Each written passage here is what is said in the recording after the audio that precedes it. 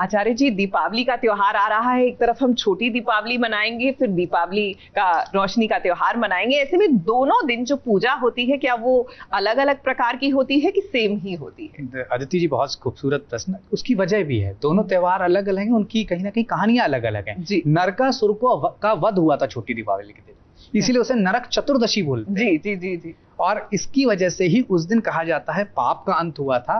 तो हमें 4 तरह के दीपक, चौमुखा दीपक घर के बाहर जलाना चाहिए। अब रही बात दिवाली की, भगवान राम वापस लौटे जी अयोध्या, इसीलिए पूरा हर जगह गुलजायमान हुआ था दीपकों से। तो इसलिए बड़ी दीपावली में घी के दीपक, तेल के दीपक भी जलते हैं। दोनों तरह के दीपक जलने चाहिए। नरक चतुर्दशी में तेल के ही दीपक जलने चाहिए और खास तौर से दक्षिण दिशा की तरफ जरूर रखना चाहिए। क्या बात है। देखिए, ये दोनों ही दिन आप ये जो प्रक्रिया है इसको फॉलो करें और यकीन मानिए, जब आप बल्कि आप क्यों, हम लोग अपने त्योहार को सही तरीके से मनाते हैं, हमारी संस्कार संस्कृति ऐसे ही आगे बढ़ती है, क्योंकि जो नई पीढ़ी है वो हमें सही तरीके से जो त्योहार मनाते हुए देखती है। चलिए, इसी के साथ आपको लिए चलते हैं बिग बॉस के घर में, क्योंकि यहाँ पर त्योहार की खुशी से ज्यादा बवाल ज्यादा होता है।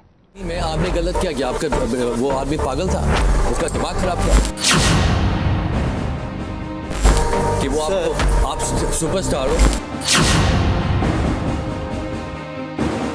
बताता हूँ आपको, बताऊँ सारी चीजें। नहीं, अगर वो वाला टॉपिक वो इसलिए ला रहा है क्योंकि उसको टॉपिक छेड़ना है।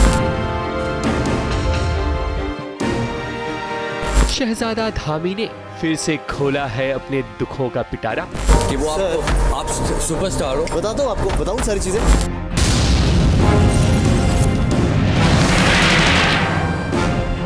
बिग बॉस हाउस में लोग अपनी भड़ास निकालते हैं, लेकिन कुछ लोग ऐसे होते हैं जो बस एक टॉपिक को च्युइंगम की तरह खींचना चाहते हैं।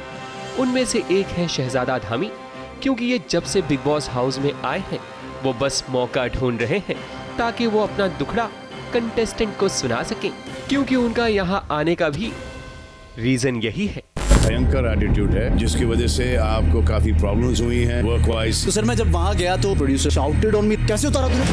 पहले इसको कंटिन्यू दिया। तू मेरी बात सुनेगा, मैं बोलूंगा।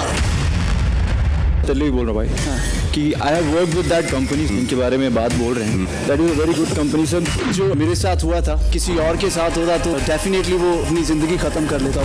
प्रोड्यूसर राजन शाही और शहजादा धामी के बीच जो कंट्रोवर्सी हुई थी वो किसी से छुपी नहीं है। बिग बॉस का फॉर्मेट सब जानते हैं कि कंट्रोवर्सी नहीं तो बिग बॉस में जगह नहीं।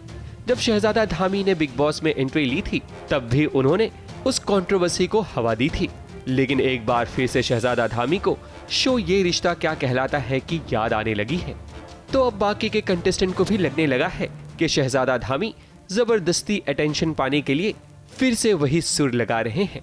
अब शहजादा धामी को कौन बताए कि बिग बॉस के घर में आप सिर्फ एक टॉपिक का डंका बजाकर ट्रॉफी को अपने नाम नहीं कर सकते, बल्कि खेल ऐसा होना चाहिए जो नेचुरल लगे, ना कि दिखावा, क्योंकि ये पब्लिक है, सब जानती है।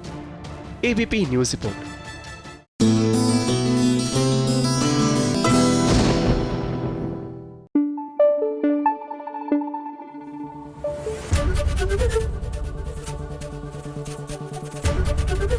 एबीपी न्यूज आपको रखे आगे।